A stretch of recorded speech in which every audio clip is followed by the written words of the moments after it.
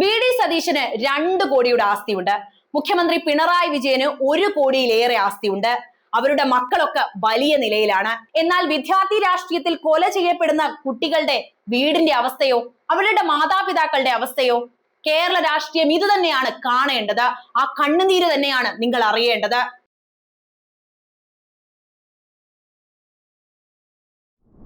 കഴിഞ്ഞ 2 പതിറ്റാണ്ടിനിടെ കലാലയ രാഷ്ട്രീയ സംഘർഷങ്ങളിൽ 30-ലധികം വിദ്യാർത്ഥികൾക്ക് ജീവൻ നഷ്ടമായിട്ടുണ്ട്.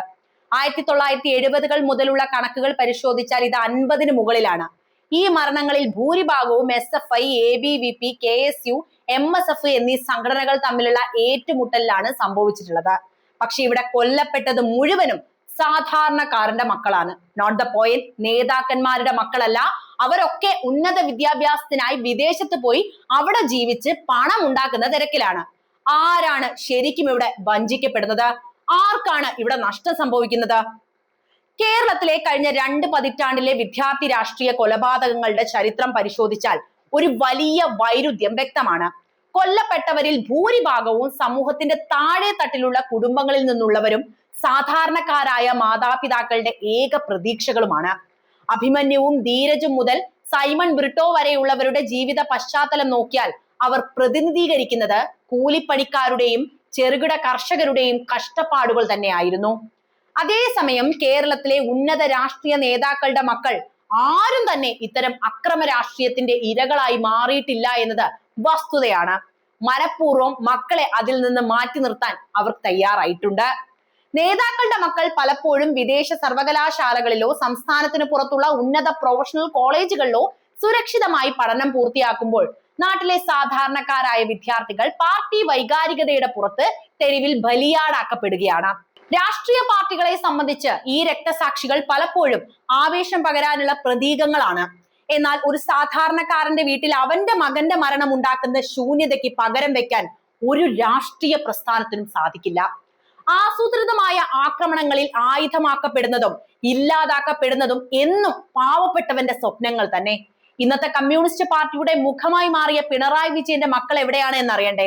അവരൊക്കെ നല്ല നിലയിൽ തന്നെയാണ്. കഷ്ടപ്പെടുന്നത് സാധാരണക്കാരന്റെ മക്കളാണെന്ന് മാത്രം. മുഖ്യമന്ത്രി പിണറായി വിജയന് വീണ വിജയൻ, വിവേക് കിരൺ എന്നിങ്ങനെ 2 മക്കളാണുള്ളത്. വീണ വിജയൻ IT മേഖലയിലാണ് പ്രവർത്തിക്കുന്നത്. വീണ വിജയനെ നമുക്ക് അറിയാവുന്നതാണ് അല്ലെ? ബാംഗ്ലൂരു ആസ്ഥാനമായി പ്രവർത്തിക്കുന്ന എക്സോലോജിക് റെസൊല്യൂഷൻസ് എന്ന IT കമ്പനിയുടെ ഡയറക്ടർ ആയിരുന്നു അവർ. നിലവിൽ പൊതുമരാമത്ത് ടൂറിസം വകുപ്പ് മന്ത്രി PA മുഹമ്മദ് റിയാസിന്റെ ഭാര്യയുമാണ്. 2026-ലെ നിയമസഭാ തെരഞ്ഞെടുപ്പുമായി ബന്ധപ്പെട്ട് മുഹമ്മദ് റിയാസ് സമർപ്പിച്ച സത്യവാങ്മൂലം പ്രകാരം വീണ വിജയന്റെ ആകെ ആസ്തി ഏകദേശം 2 കോടി രൂപയോളമാണുള്ളത്. മുഖ്യമന്ത്രിയുടെ മകനായ വിവേക് കിരൺ വിദേശത്താണ് ജോലി ചെയ്യുന്നത്. അബുദാബിയിലെ ഹബാദ് ബാങ്കിൽ ഉദ്യോഗസ്ഥനായാണ് അദ്ദേഹം ഇപ്പോൾ പ്രവർത്തിക്കുന്നത്.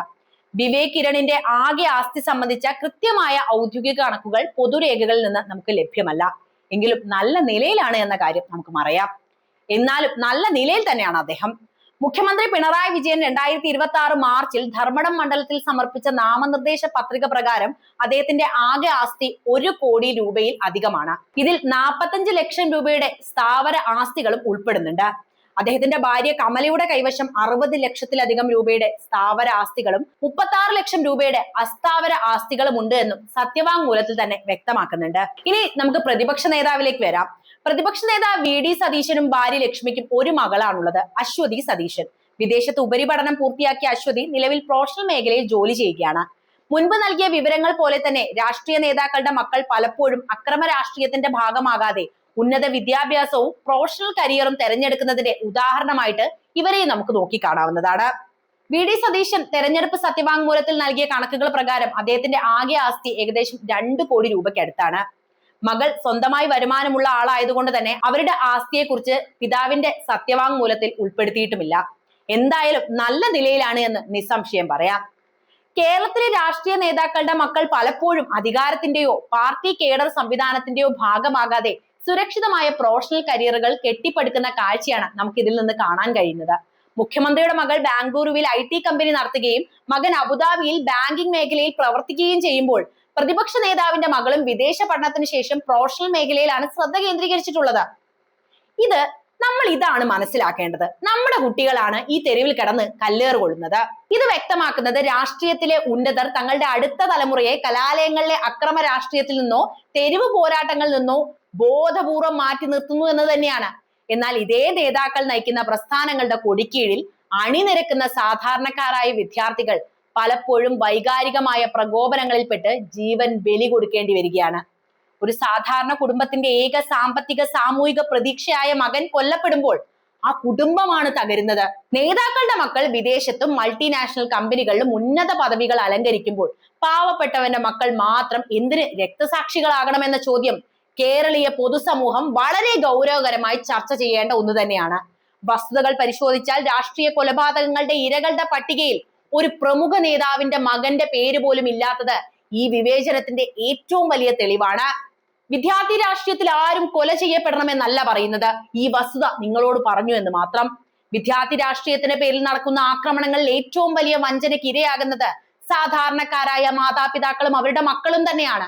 രാഷ്ട്രീയ നേതാക്കൾ തങ്ങളുടെ മക്കൾക്ക് മികച്ച വിദ്യാഭ്യാസവും വിദേശത്തോ അല്ലെങ്കിൽ പ്രമുഖ കമ്പനികളിലോ സുരക്ഷിതമായ ജോലിയും ഉറപ്പുവരുത്തുമ്പോൾ താഴെ തട്ടിലുള്ള പ്രവർത്തകരുടെ മക്കൾ ക്യാമ്പസുകളിലെ കൊടിതോരണങ്ങൾക്കും മുദ്രാവാക്യങ്ങൾക്കും വേണ്ടി ആയുധമെടുക്കാനും ബലിയാടാവാനും പ്രേരിപ്പിക്കപ്പെടുകയാണ്.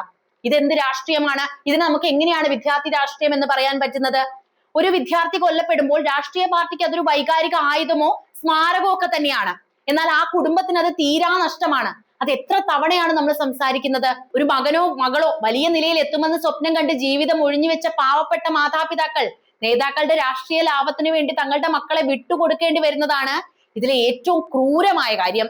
ആദർശത്തിന്റെ പേരിൽ അണികളെ തെരുവിലിറക്കുന്ന നേതാക്കൾ സ്വന്തം കുടുംബത്തെ ഇത്തരം അപകടങ്ങളിൽ നിന്ന് കൃത്യമായി സുരക്ഷിതമായി മാറ്റി നിർത്തുന്നു എന്ന തിരിച്ചറിവില്ലാതെ പോകുന്നത് ആവേശത്തിന്റെ പുറത്ത് ഇറങ്ങിത്തിരിക്കുന്ന സാധാരണക്കാരായിട്ടുള്ള യുവാക്കൾ തന്നെയാണ്. അത് തന്നെയാണ് ആവർത്തിച്ച് പറയാനുള്ളത്. നമ്മുടെ ജീവിതം നന്നാക്കേണ്ടത് നമ്മൾ തന്നെയാണ്.